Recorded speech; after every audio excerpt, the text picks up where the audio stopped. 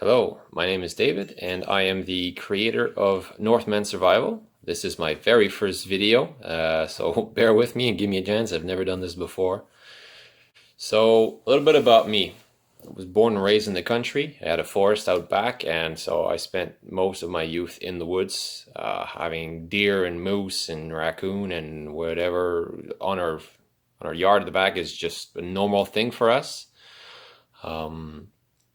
Through my youth, I did Cubs and Scouts and a lot of outdoor activities. We go camping was our vacations just about every year. So I'm definitely not a city boy, far from it. And I also joined the army as soon as I could when I was 17, 2006. And I served for quite a few years. I was deployed to Afghanistan in 2009. I ended up leaving the army but re-enlisting, so I still am military. And a lot of things related to this, I guess we could suppose not like urban survival, we could say. I worked downtown at big cities as a security guard for a while, so I had to deal with very different things there too.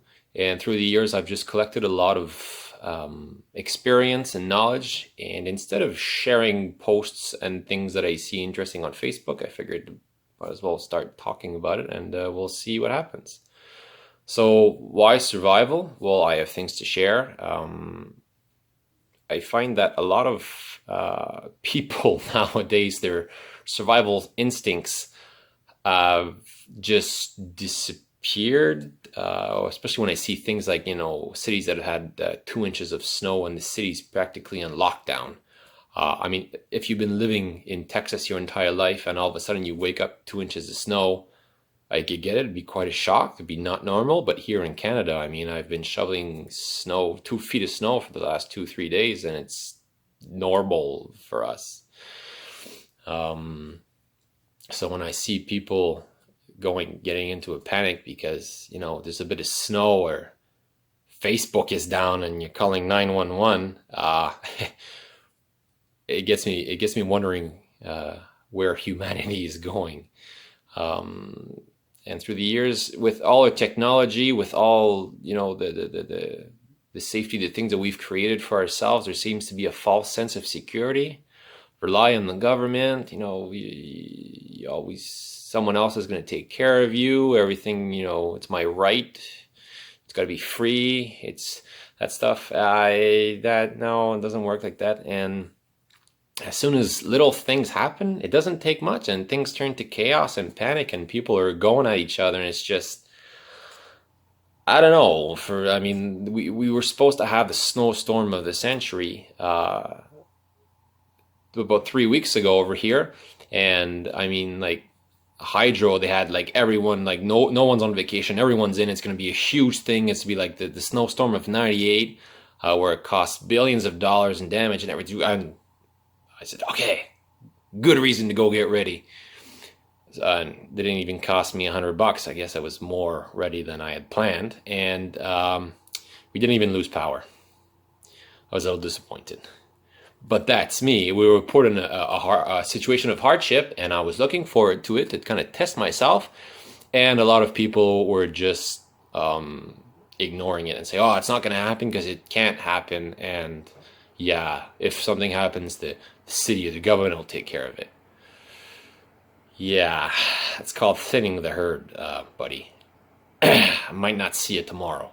So that being said, I think a lot of things have changed, and I'd just like to bring a little bit of insight, perhaps teach a few things to a few people, and make a difference in my own way. I listen to a lot of channels, a lot of good things that I get from the different people from their experience, and so I'm going to try to do the same for me. And the things that I'm going to be talking about in terms of survival, it's not just something happens now and you got to tough it out and survive there. It's some of it is identifying the threat ahead of time, preparing, and surviving the event once it does happen.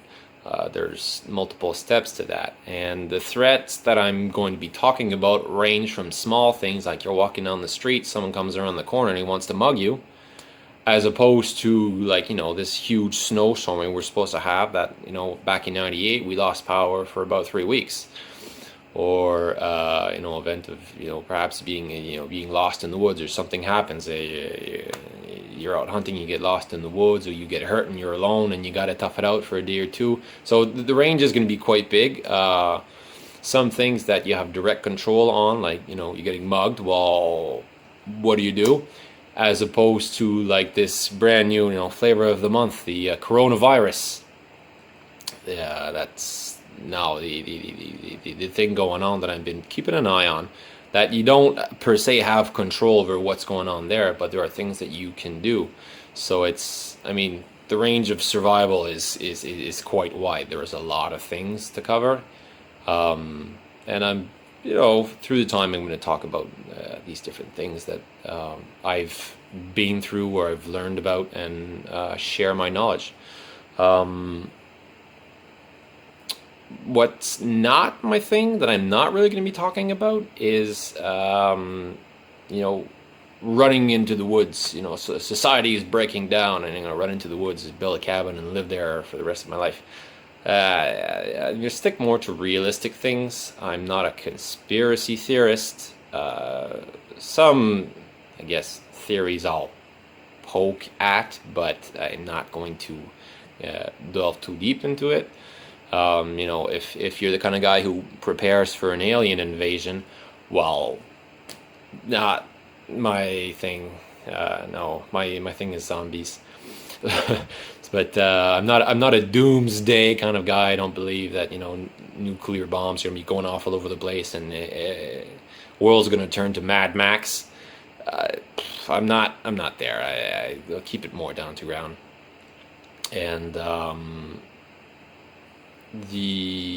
not an expert by any means. I'm not like, if you take me and just drop me in the middle of the woods up north, and I gotta make it on my own with nothing but my clothes on my back, I'm not gonna make it very long. I'm not I'm not a Bear Grylls kind of guy. I like to drink water, not my own pee. So it's going to be more things related to normal events that can happen, in the city, in the country. Like a financial collapse. How is it going to affect you? How is it going to, disrupt our way of life? And things like, there won't be necessarily any groceries on shelves at the grocery store. A Venezuela kind of, situation that's more realistic. That kind of case where there's a run for all the food and all the water because some big event is coming up, and people are panicking. Well, how do you survive that? I'll be talking about a little bit more, I wouldn't say far-fetched, but further down the line events, like the collapse, basically the system, the problems that they have in Venezuela, which hopefully will never happen here.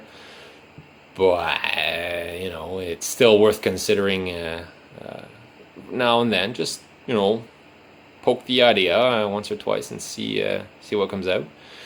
And that's kind of my thing. That's what I'm going to be talking about. Obviously, it's going to be more related to my lifestyle, to where I live. I'm in a small city. I live a few hours away from bigger cities, but winter for us is normal. I mean, the snowbanks inside my driveway right now are 5-6 feet tall. It's just normal where I live. I'm not going to be talking about. I'm not be getting necessarily into desert survival. I've never really done it. Okay, yes, Afghanistan is one thing, but it's not desert survival per se. I'm not going on a hike somewhere in the middle of Arizona and getting lost.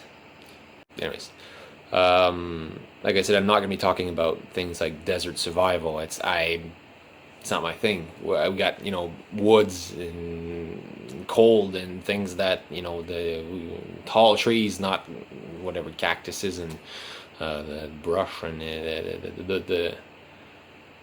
the wildlife is not at all the same thing, and I'm not going to talk about something that I don't know about or haven't necessarily been through. And so my thing, that's it. I'm going to be talking about my own personal preparations, what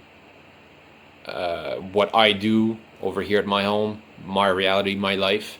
I mean, I got 2 young kids, and I mean, there are some people that I care about. I'm financially, where I'm at, and so I can't buy 7 or 8, bars of gold and a full armory and 10,000 rounds of 7 different calibers for all my guns, and a monster truck to pack all my shit and get lost in the woods.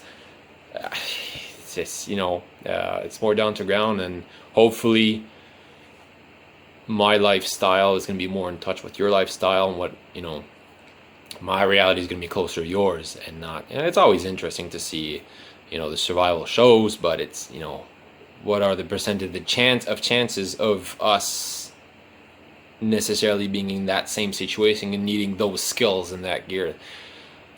So that's it. So thank you very much. Bear with me through time. I'm going to be coming up with more videos. I'm going to try to do some every other day, and try to time it with the kids being asleep. It's not always easy. So I'm going to try to have fun with this, and hopefully you guys get a lot of it out of it, and I hope you guys have fun too. Thank you.